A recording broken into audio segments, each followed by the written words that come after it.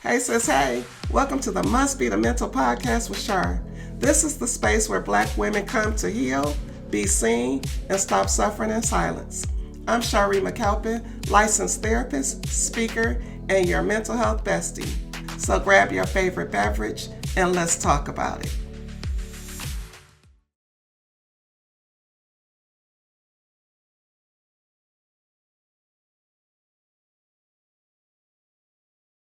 Hey, y'all. Hey, welcome to the Must Be the Mental podcast. I am your host, Shaaree McCalpine, your mental health bestie, your attachment specialist.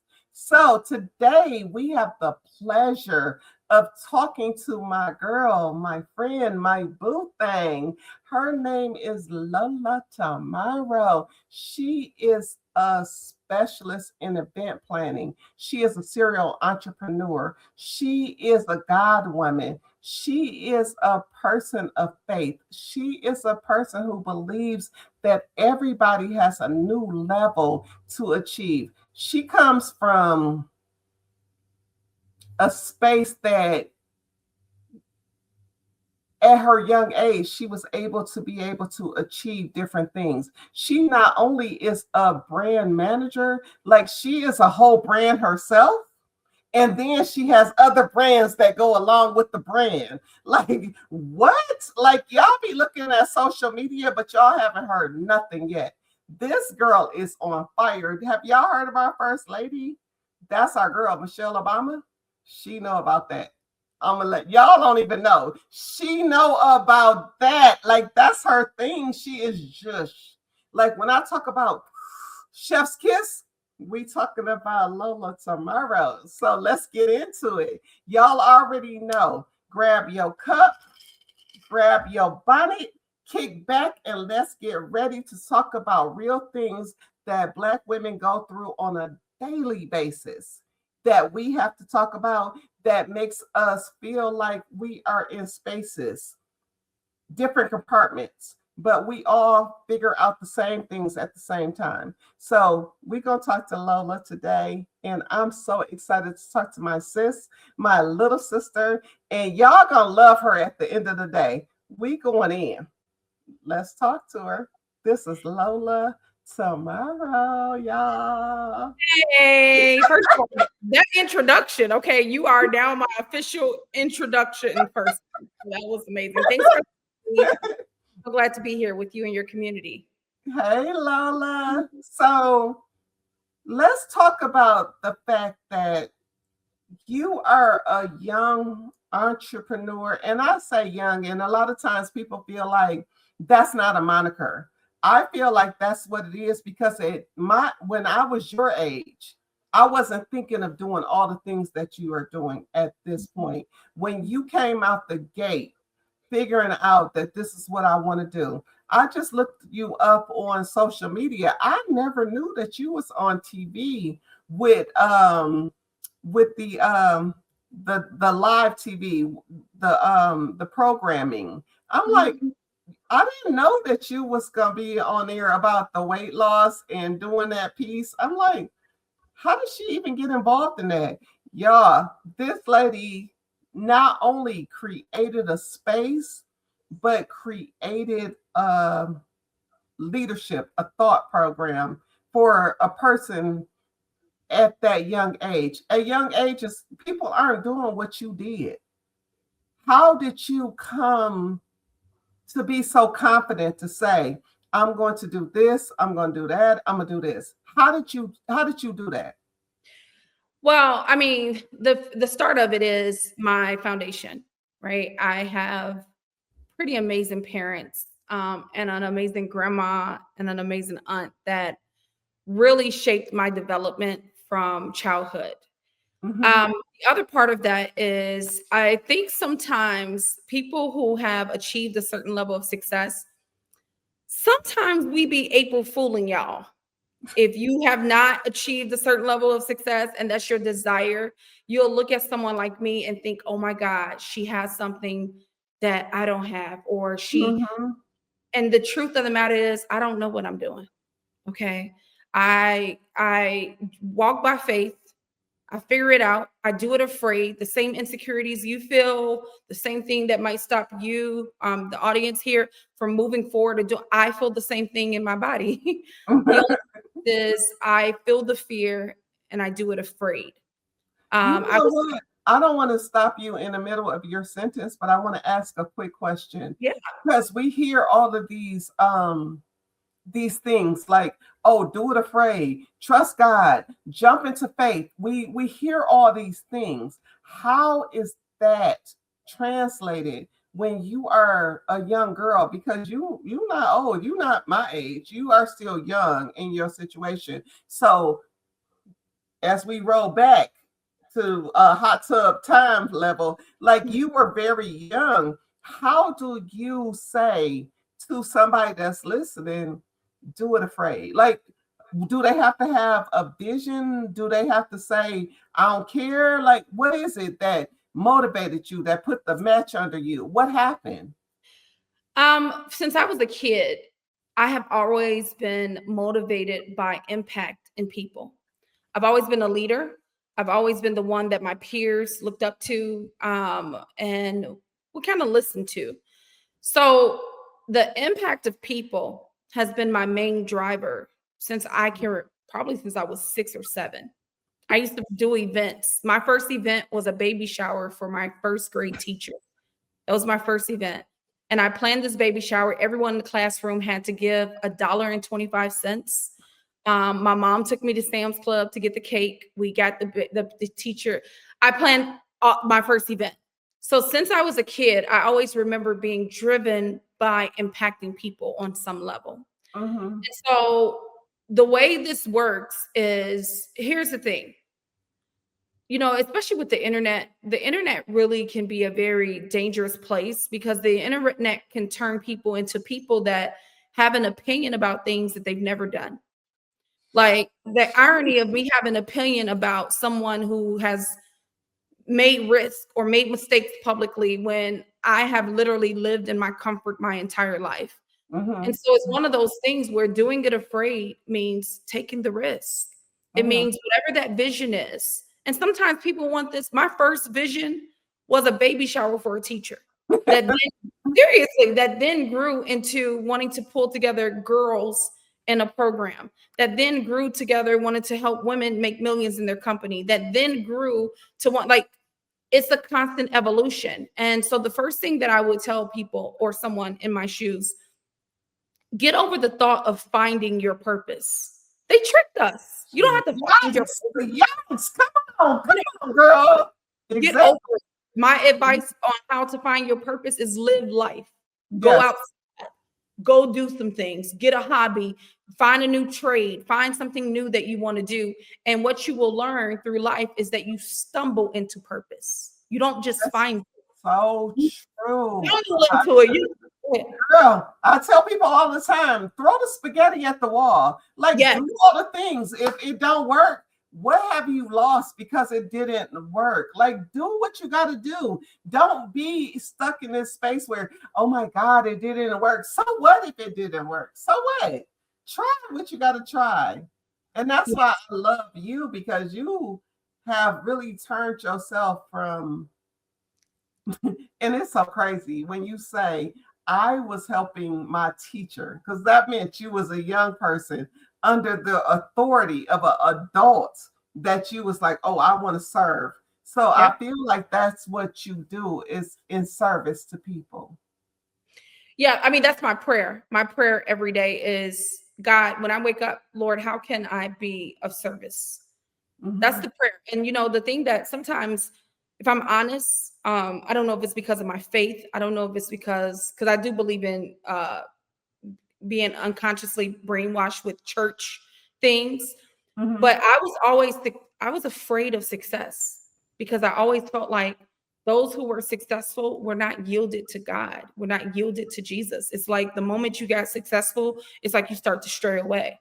And so for me, I'm actually intentional in doing the opposite. The more success I obtain, the more I am just ultimately a servant.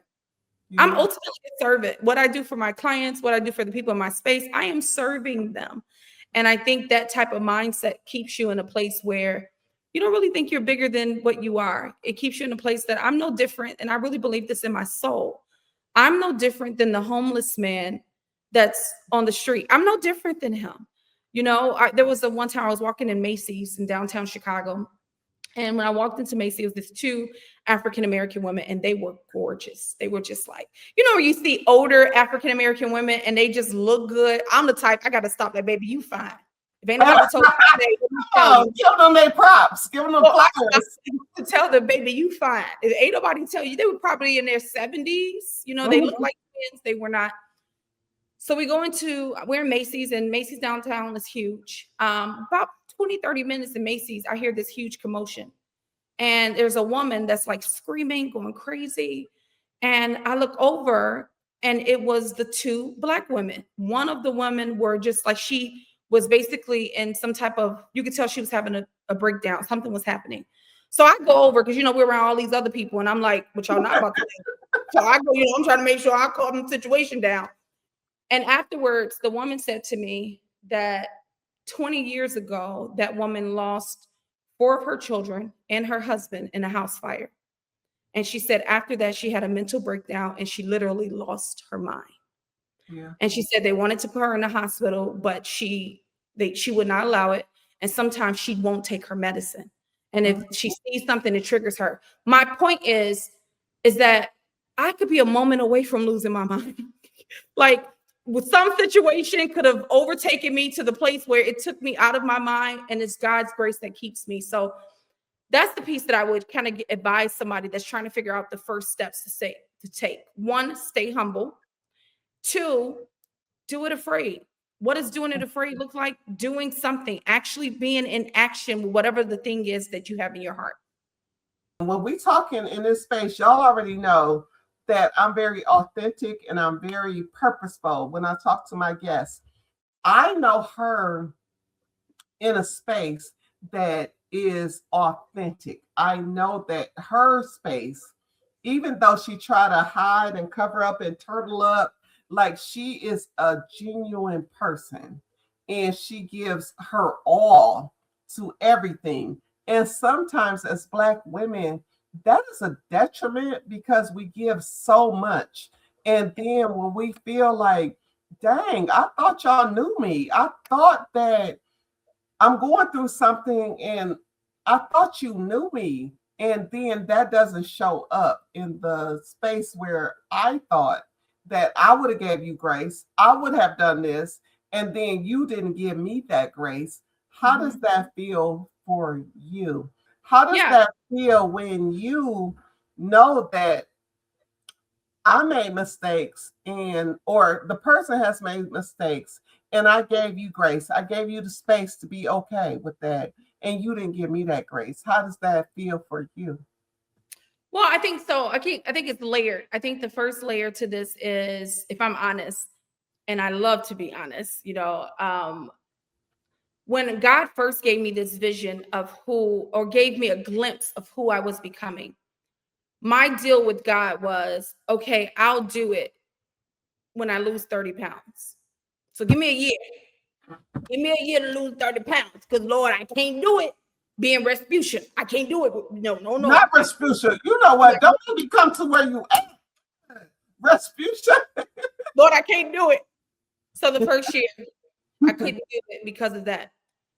The second year, I couldn't do it because every year I woke up and I had literally been behind, because I know most people believe there's no such thing as, oh, you're going to be exactly where you're supposed to be when you're supposed to be. No, disobedience has the ability to put you behind schedule. Absolutely. So for me, I was looking for a state of feeling like I did not have this insecurity, or I didn't have this thing before I gave a full yes to my purpose and to who I was becoming. And so as I began to give a yes, I began to see that, let me give you this one story. I was on The World with, basically I was at a huge event. I was backstage. It was a concert. It was one of probably the most popular female voices of our time. Mm-hmm. I will let you all figure that piece out. So I was at this event, and this person was preparing to perform on stage. At the time, this person had just had their first child. Okay. Now, as a plus size woman that's a size 16, a sandwich away from a size 18, when you see someone, even though she had just had a baby maybe 4 or 5 months prior, she still was like a size 6'8", like a size 8, you know what I mean? Yeah. But before she went on stage, she was walking past the mirror and she grabbed her fat. And she was like, oh my God, I'm so fat. And of course, her whole team, like, no, you're not. You're beautiful. You're this, that. Mm-hmm. I then saw that girl go on stage with thousands of people in the audience and do what she was created to do.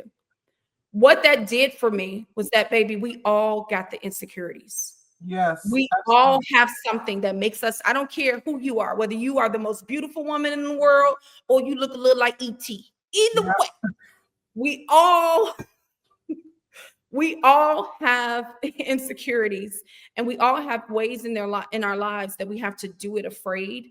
And it teaches you how to, because you can't give others grace when you don't have the capacity to give yourself grace. Mm-hmm. I can't give somebody else grace if I don't give myself grace. So in that moment, it actually taught me the capacity that we're all the same. And I think Yes. from that place is when I really learned the art of the importance of giving others grace the same way that I would give grace or need grace. Absolutely.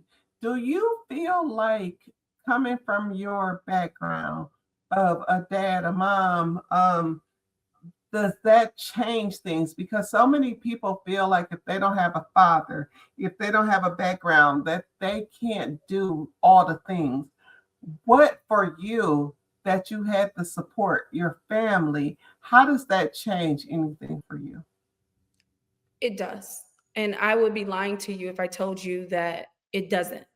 It's equivalent to someone saying, hey, I was born with blonde hair and blue eyes, and you were born with darker skin and curly hair.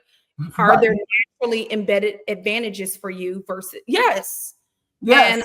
I Mhm. think it doesn't make it to where you gotta have to just give up and it's impossible, but you do have to work a little bit harder. You know Yeah. what I mean? Especially if you Mhm. don't come from a functional family unit. I come from a, thank God, we have our issues, but I come from parents that if I needed something, they have the ability to help me. They have the ability to, I can move into the house. I can, and so it does make things not easy, but easier to have that. Yes. And to Mhm. be honest, Shar, if you would have asked me that question 5 years ago, I would have told you, no, it's no difference.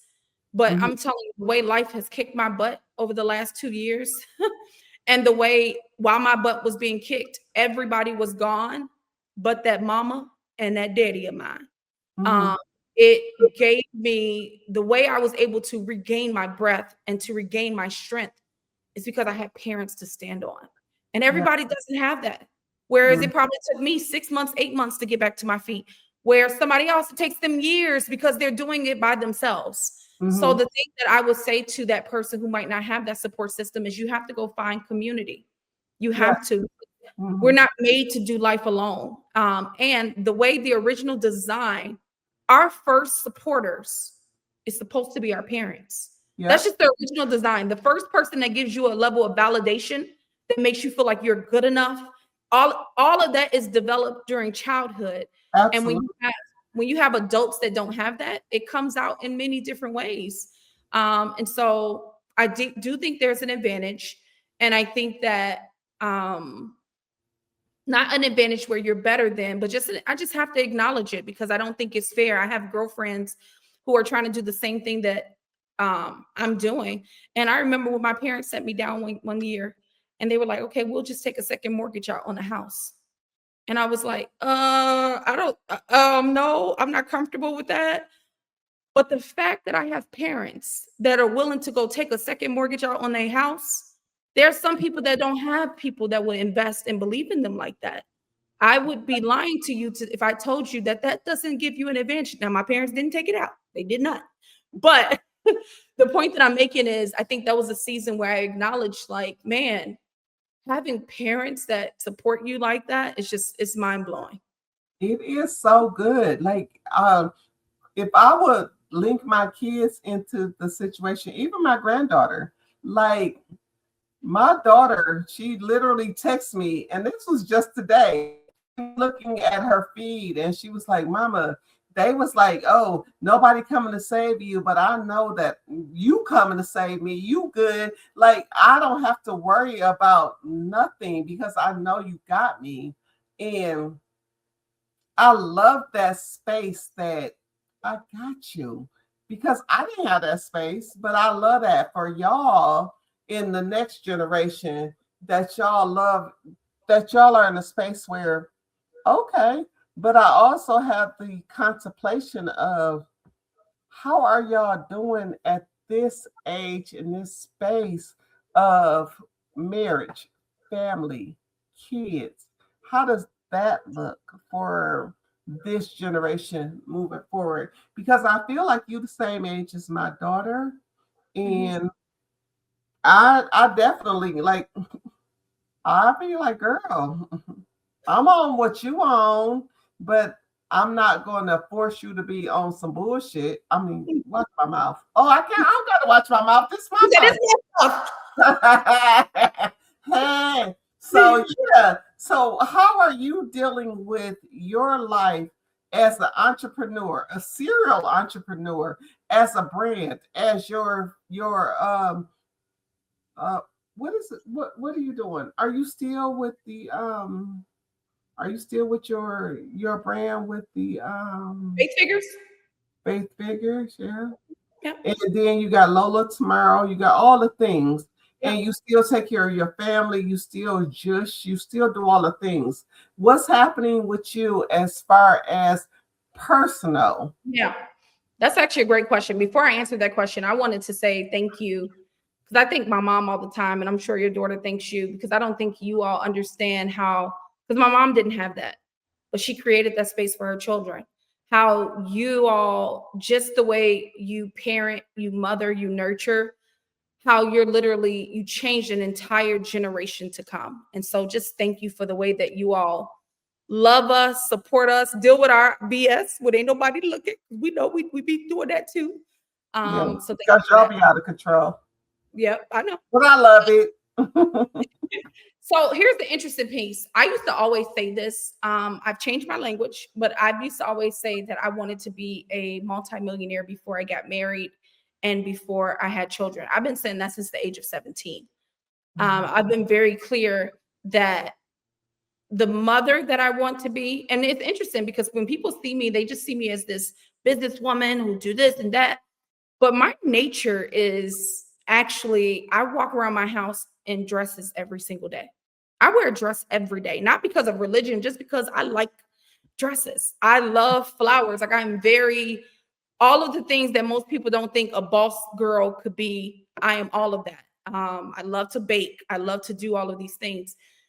And so I've been very intentional throughout my career journey to build because I wanted my family, not just my family and my children, I also wanted my parents to have a different life with their second part of life.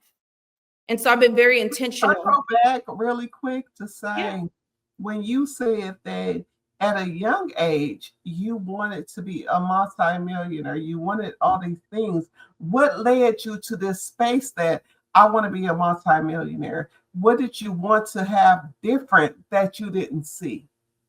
Let me tell you something. And I wish I could. I just moved and I'm trying to, I don't know if you remember back in the day, we used to have, for eighth grade graduation, you have your autograph book.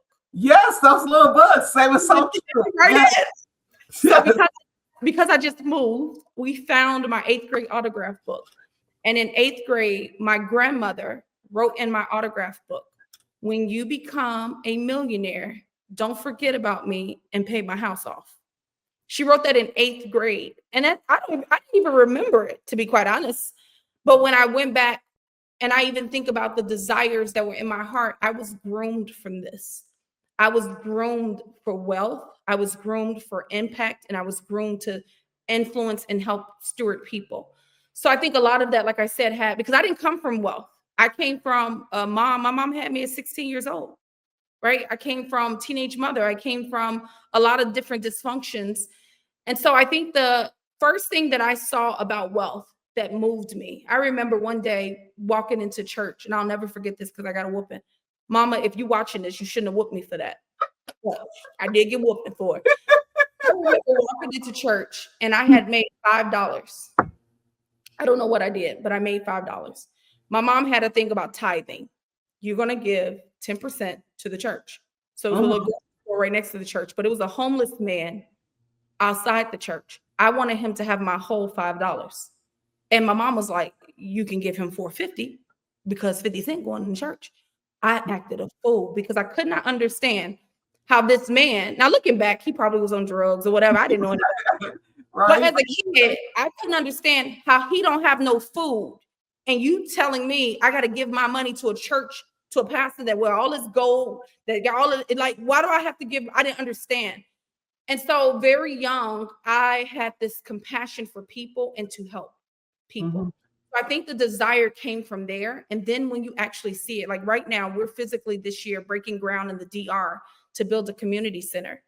Like when you see the impact that money has, it then makes it to where, yo, I do want to be a wealth magnet. Yo, I do want to steward this X, Y, and Z properly. And so I think that the desire came from childhood.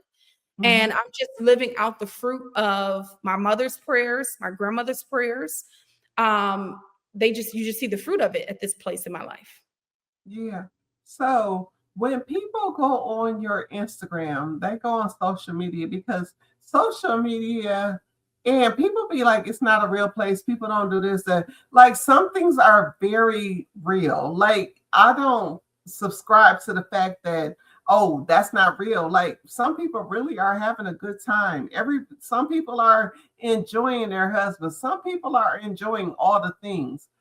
For you, what are you thinking when people go on your social media? What are you thinking that, yeah, I'm telling the truth. This is how I'm living. This is my thing. What is that thing for you? You know, sometimes I'm challenged by social media because I think if you're not careful, social media can give you one chapter of a book and you don't get to see the fullness of it. And I don't particularly like that because I can say to you, I have had $1 million days in business, and I've also had days I didn't know how I would. That's going to give it that. But I also had days where I didn't know how to pay invoices. I also Yes. had days where I didn't know. Like there are so many layers to this, and people don't really. I don't think we show all the layers, and part of it is you can't fully show all the layers because humans are crazy, unfortunately. So Mhm. there are some people that's looking to kind of get the negative or whatever.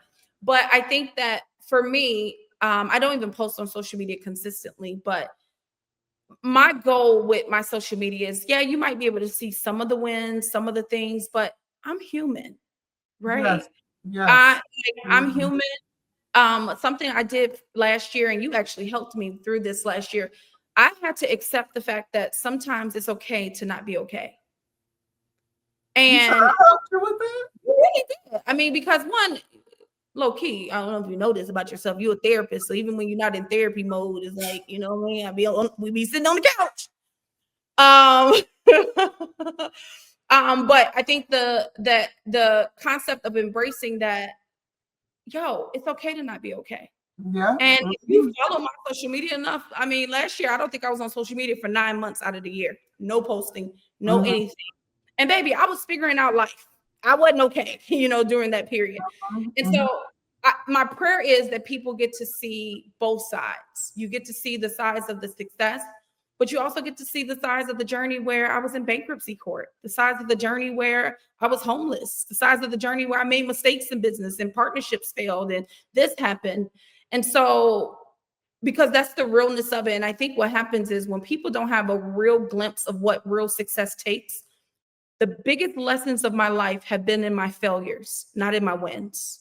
I'm just telling you, it has not been in the things that have gone well. It has been in everything that's gone really, really bad, have been the biggest and the greatest lessons of this journey. And so that will be my desire.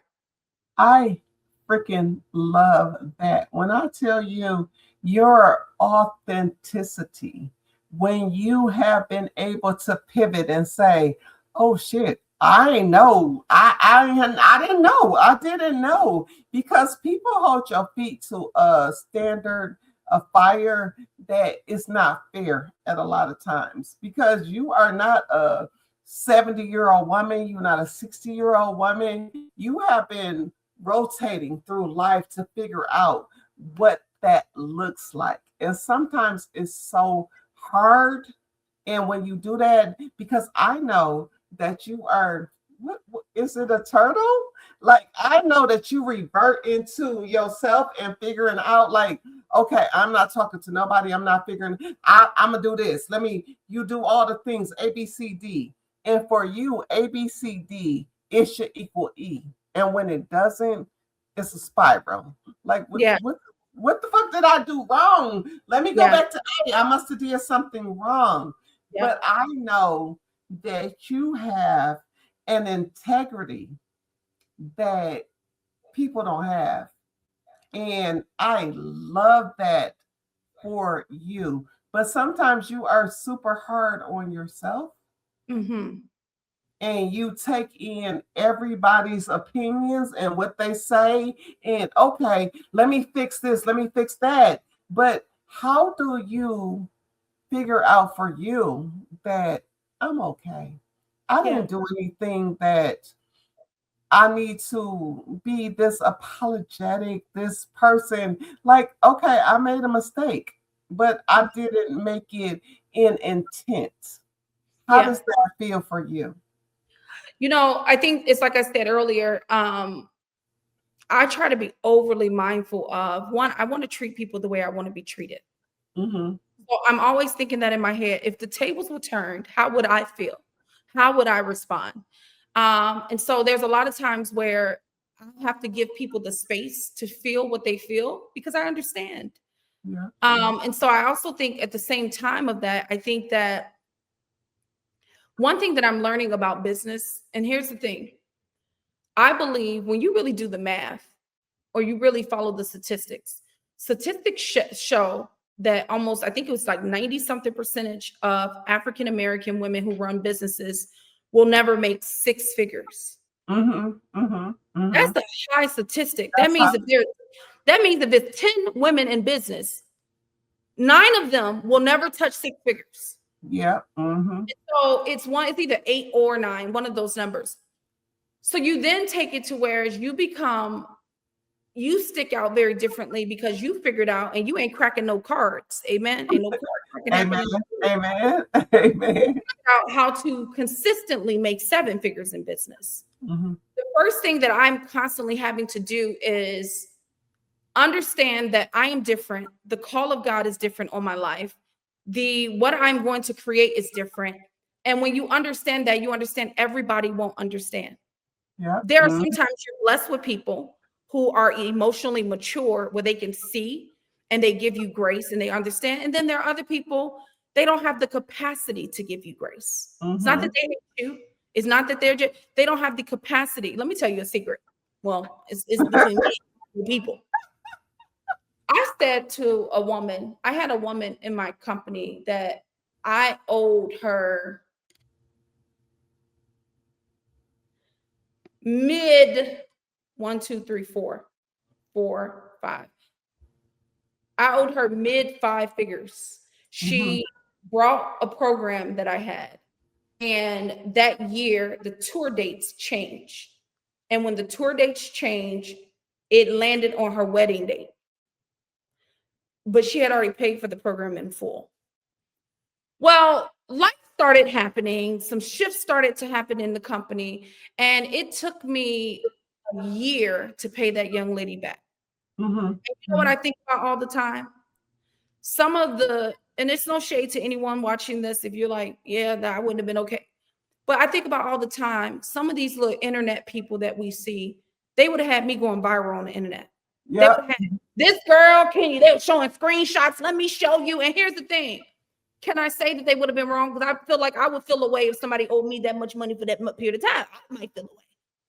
But what I realized, and this is why you live a life of giving people grace, I feel like God brings people to my space that give me grace because I live a life of giving others grace.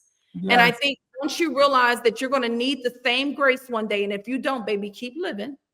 Once you realize you're going to need the same grace that you extend, you're going to need somebody to give it to you. That makes it easier to be this person that you're becoming this thing. And regardless of what people think, or regardless, because here's the thing, if she would have did that, would that have stopped the plan of God on my life? No. I mean, people would have had their opinion in the moment, but God's still going to be God, and my life's still going to blow up the way it's going to blow up. And so Exactly. I think that was just a mere example of, I give a lot of grace because I need a lot of grace. How do you separate Lola Tomorrow, the brand, Faith Figures, the brand, from the reality of who you are? How do you Yeah. separate those pieces? I think I keep the human is very private. And Okay. people don't know that about me. The way I separate it is that I don't believe my own, like Right. I am a very naturally private person. Mhm. Not only being private, I know this sounds crazy, but I live a simple life. Very Mhm. simple life. People assume that I have like a room full of designers, and I'm like, listen, anything you see on my body, I promise it came from Fashion Nova. And if it didn't, Not Fashion Nova, you know what? Don't make me roll out there, sis. but if it did come to Fashion Nova, it probably came from, because Walmart been stepping up their game with their Oh, clothes. girl, Walmart is tea. I love a Walmart. Yes. So the way I do that is I live life in a very simple way. When I recently moved to Texas, and when I moved to Texas, I got rid of my luxury vehicle because I was like, I don't really care about that type of stuff. I would prefer to invest and prefer to set things up for my children and things like that. And so I think that helps me keep the human, the woman, separate from the public figure, separate from who people get. Because what I've learned very quickly is that my gift, God has given me this gift for the world. Mhm. I, Lola Tomorrow, am not available for the world. The gift is, but me, myself, I think that's different. And I keep it separate, like even when I just had an event 2 weeks ago, and at my event, I'm staying in the presidential and all the glitz and the glam, and my mama's there, and baby, I'm sleeping underneath my mama every night. I don't care. Like, people be like, you and your mama share room? Yes, we sit on the same toilet. Okay, Yeah. like it's one of those things where, for me, because I know where God is taking me, I need that groundedness of people around me that love me. They see the thing in me, but my mama will still slap me. You understand what I'm saying? Like she would, like she crazy like that, Yeah. you know?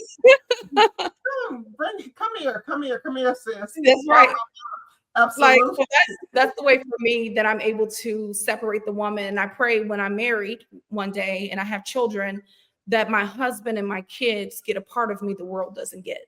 And Yeah. that's a piece where I'm finding myself as a single woman being intentional to create those spaces that, no, this is just for this. This is not for the world. I don't post everything on social media when I'm traveling, when I, buy a new home. I don't do all of that stuff on the internet. I choose to kind of keep my personal life private.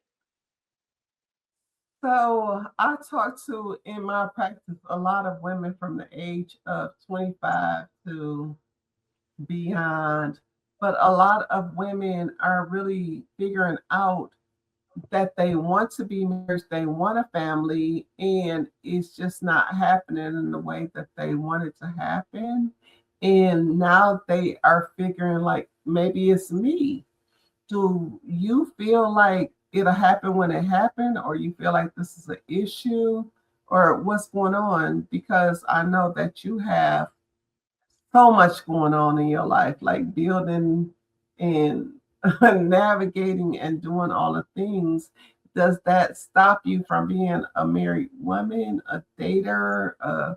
What's going on in this? And I know you can't speak for everybody, but Yeah. I'm just asking. Yeah. Yeah. Well, I'm gonna speak for myself, but let me tell you. So first thing is, I believe if you are a woman and you halfway pretty, you ain't even got to be 100% pretty. If you just give it, you ain't got to be halfway. If you give me 30% beauty, just 30%, baby, you can be married. Okay, you can be married tomorrow. Okay, So I think every woman in my shoes, one knows that. So when people act so surprised, it's kind of weird sometimes because I'm like, you know what I mean? I got 5 It is husbands. weird. It's weird. When I got But married, it was weird to me that everybody was like, "Congratulations." I feel like that's a weird moniker. Congratulations. I didn't do anything. Like what? well, congratulations for finding your life partner and doing all of the things. That's probably what they meant. What they meant. But let me tell you this. This is my opinion. The thing that I find at this place, let me just be honest. For the bulk of my adult life, I was just a dater. I love dating. You know what I mean? Just, I had maybe one or two serious relationships. Just. Come on, girl. You One of those outside. I'm not one of those women that's like, oh, I don't really, baby, I've been dating since I was 16 years old. Okay. I was sneaking out the house to date at 16 and I'm still dating. But what I realized is that this is my opinion. When you have a woman who doesn't have children, she's never been married. Let me not go say just a woman. I think when you have a human who doesn't have children, they've never been married, they don't have to be a caregiver for someone, they haven't had to be responsible for someone else, they are organically self-centered Yeah. after a certain age. How could you not be? Like my entire life right now, if I decided tomorrow I want to go to Mexico or I want to go to Paris and work for 2 weeks, guess what? I go to Paris and work for 2 weeks. Like Absolutely. Yeah. you don't have to live a life where you have to consider another human.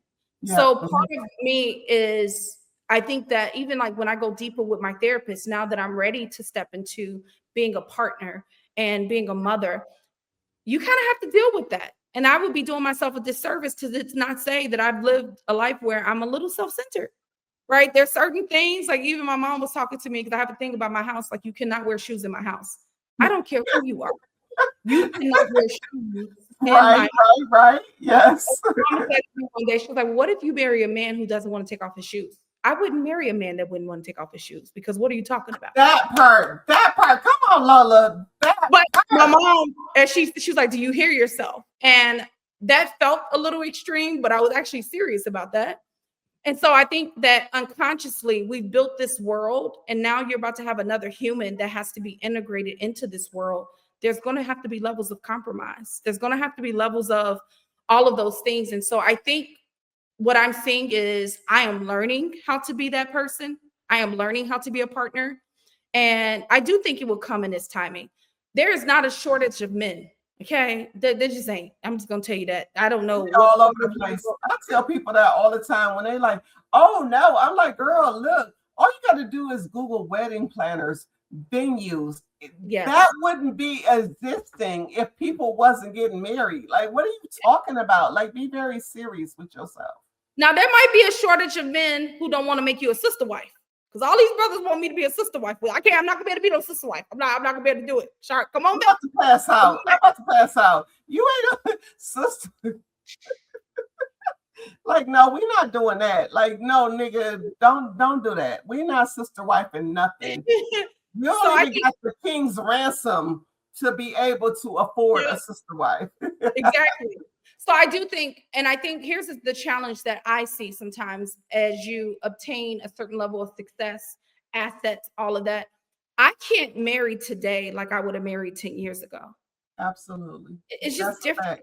And I would be irresponsible to think it's not different, to just think, oh, as long as y'all love each other, that's it. No, it's a little bit more than that when you have assets and you have all of these things, especially when you find these successful women that get married. It was the one woman, I forgot her name, but she got married to a man. She was really successful. He cheated on her. They got a divorce and she paying alimony to this brother and he now with the assistant. See, you know what I mean? Like, absolutely not. No, it's one of those things where you just have to be mindful. So I feel like I would rather take my time. And the beautiful part is when you're around transparent people, you see enough unhappy married people to whereas this pressure that society wants to put on women to get married. Do you know how many women are miserable in their marriage?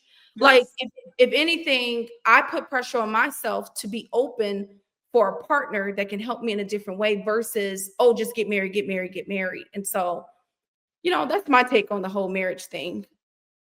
Yeah, absolutely. You don't deserve, and I talk to all of my friends and my clients, like, why do you want to put yourself in a place where you are unhappy only to prove to somebody that you are a person that can get married? Like, Yeah. literally, you can marry the bum down the street. It's people like you really have to be equally yoked in everything. So this, when I say I love your transparency, your authenticity, there was a space when I looked at one of your webinars, and you had made, I won't even say it was a mistake, but you had clarified that I didn't do enough for to bring this person into my team, that I let him into my space, him her into my space. But regardless of what they did, your authenticity of I apologize on my behalf is something that I love about you.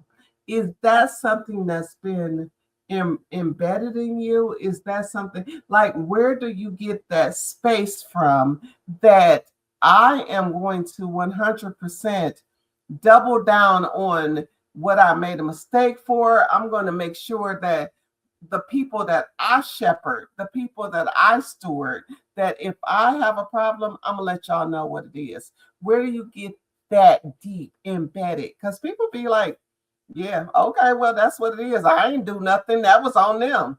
So Yeah. how do you reconcile that? And I think, and here's the thing, I don't even go to church. I haven't been to church in years. And so it's not a church thing. It's more of my daily prayer is I want the heart of God. I want a God consciousness. Like I want in real life his heart. And I think that part of the heart of God, there's a level of purity and transparency. I don't have to be perfect. I'm not going to be perfect. If you don't know a mistake I've made, just stay close. You'll see it. It'll show itself. Mhm. And I think that particular situation was so impactful. Like even my energy has just shifted when you talk about it, because it was so impactful for me, because I don't play with God. I don't play with I'm very sensitive to that. So when I feel like I've exposed people who trust me, and a part of me is like, well, a part of your mind is like, well, they should be individuals. They should have their own. And that is true in some regards, but there are some people who trust blindly. Yep. And I believe when you are a person who can influence and you have people that trust you blindly, they should not. I don't advise of that. I don't advise you trust anybody blindly. Right. But I feel responsible. And I feel responsible if I introduce you to a person that's not a good human. And so I think that it makes it easy because I'm flawed and I'm imperfect and I'm gonna make mistakes. I've made mistakes, I'm gonna make more. And like I said, when I tell you I am so 10 toes down on y'all not about to kill me. I'm Right. gonna give myself grace. I'm not living in shame. I'm not gonna be embarrassed. There ain't nothing somebody can't go say about me, or that they know that is like, well, if you pay attention, she said it somewhere. Just pay attention. She didn't get it live, she didn't put it on the internet. Because I don't live with secrets. I live life very transparent and honest, because you never know, in some of the hardest moments that you might have, there could be another person in that moment right now that kind of Mhm. needs to hear that there's life after a mistake. There's life after all of the things. Even when I went bankrupt, I thought I would never recover from bankruptcy. Mhm. Baby, look at me now. There's life after it. And so I think that makes it easy when you are someone who's intentional about having God's heart. And I less about having his heart publicly. Like I'm more moved by having his heart in private when nobody's looking. I love that, because I was going to ask you, how do you move without being heavy hearted? Like, without being the person that is so hard on themselves. But even in the space where I know that you feel like, oh, I live this life, I'm doing all, but you are still in the lifespan, still young, like you still here. And sometimes when you're a mogul, when you are a brand, when you're a business person, when you have people that come to you, like there is a lot that has been put on you. Yeah. It sometimes is super heavy Yeah. and it's hard. How do you say, you know what? I'm just a person. I gotta talk to God. I gotta bring all this down. How do you deal with making sure that your family, your mother, your father is good, your community is good, the brand is good, making money is good? Like, how do you not be like, dang, this is a lot? How Yeah. do you ground yourself, Sissy Pooh? I don't know if I have a complete answer. I think every day I'm figuring it out, right? There's some seasons where I'm doing it and I am taking it all too serious. I am carrying too much and it's killing me. I'm in the Mhm. ER, right? It's like physically killing me. And Uh-huh. so when that moment happens, it makes you. That's the thing I love about God is that I don't believe that the relationship I have with God is connected to me living this perfect life and doing everything the right way. I believe the relationship that I have with God is connected to me being on the journey with God. Mhm. And when you change your mindset to be on the, because being on the journey with God, that means you're gonna make some mistakes. That means that you're gonna do some things wrong, you're gonna make bad decisions, all of that. But it's journeying with God. And that is the beauty of what I'm learning. When I found myself in the ER because I was carrying too much, there was a season of my life in business because I was trying to carry it all, like you just said.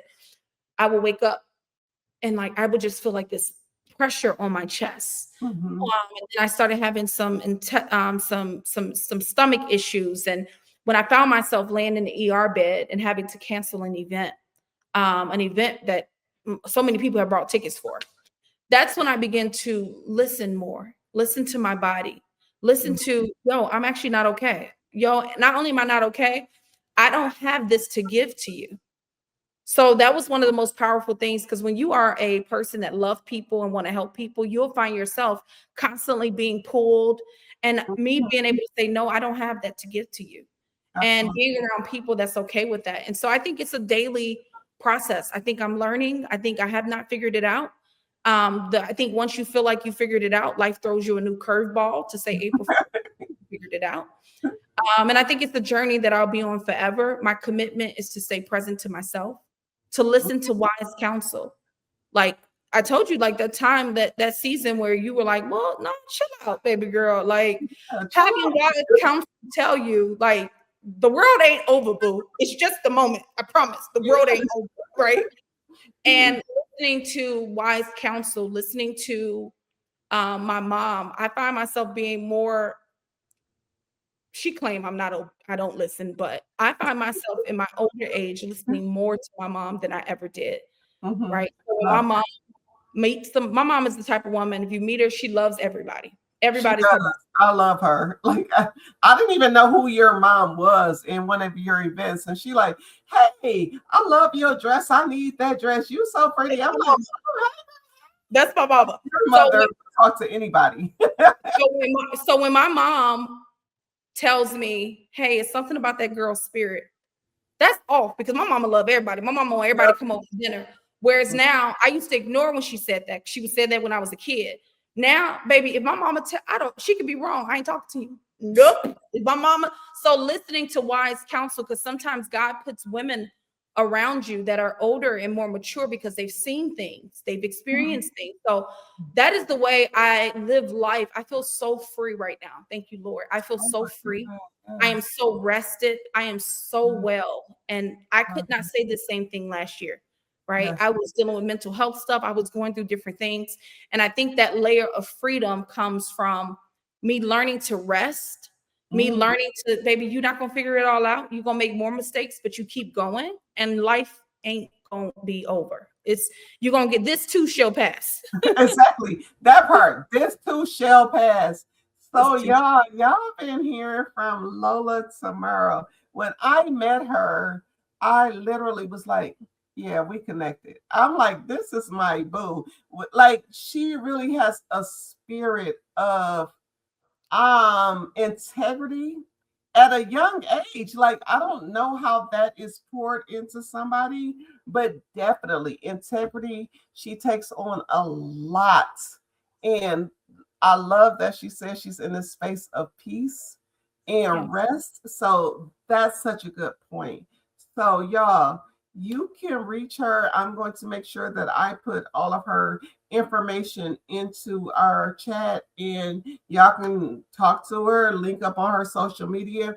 But I am definitely going to ask her one last thing before we move forward because I'll talk to her all day long. Like, y'all already know I'm so grown and so old, and she's so young and so, but she got a lot of wisdom, a lot of God integrity, Holy Spiritness. Like Yeah. she is a person who is definitely going to be like, I don't got everything figured out, but I'm gonna ask the Lord. Like I don't know what else to do, but she's definitely going to be this person. If you know her, you know her. She don't be out in the streets like with her tail feather out, but she's definitely an integral person that is going to give you her 100%. And we all are flawed. And I'm glad that she knows now that she doesn't have to be this Jupiter, this whole star, and giving her all and letting herself rest in her being. So Lola, before we dip out, what do you want to tell the audience that is just coming from your heart that you want people to know? Yeah, I think that if you sit and you Google and watch my journey to success, I really want you to know that in between the pieces that you don't read were developmental times. And maybe you are in a developmental season. And listen to me, I wish someone would have told me this. How you respond during your seasons of development or your seasons of challenges determines how you reign during your seasons of your harvest. It does. How you respond in the moments where things are kind of, I don't know how this is going to happen. I don't know what we're going to do here. I don't know how we're going to pull it together. It's going to determine how you are able to reap your harvest because the harvest is going to come. This too shall pass. Mhm. And I think that the piece that I am learning is that I don't have it all figured out, and that's okay. And just imagine, I don't know what I'm doing. Did I tell you that? I don't know what I'm doing, but I somehow managed to build and maintain a multiple seven-figure company. I somehow managed to build and maintain these relationships and being present for my parents and being present for my family. And I don't know what I'm doing. And I think that that is actually, now that I'm getting a little older, that's the best way to live life. I don't want to live life having it all figured out. I don't want to Mhm. live knowing exactly this is this, all of that. I think the best way to live life is to really trust God, not only just trust God, because we use that so much.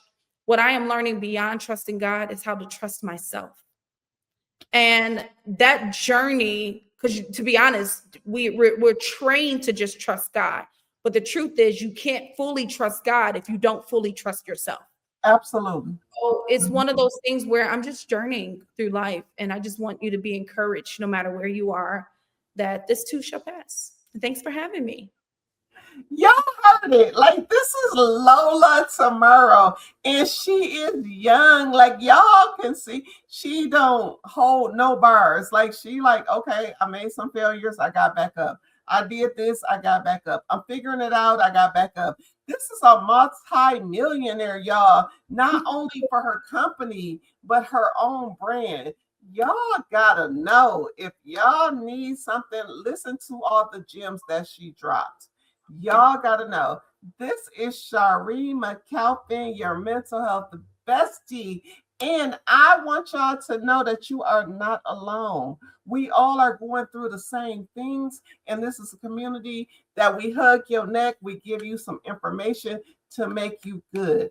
I am going to leave her information below and make sure that you just follow the journey. Y'all don't have to do this alone, but you Yeah. have to get started by yourself. I love you for real, for real. And I will see you in the next time. This is Lola tomorrow, and this is Shaaree McCalpine, and we will see y'all in the next time. Bye.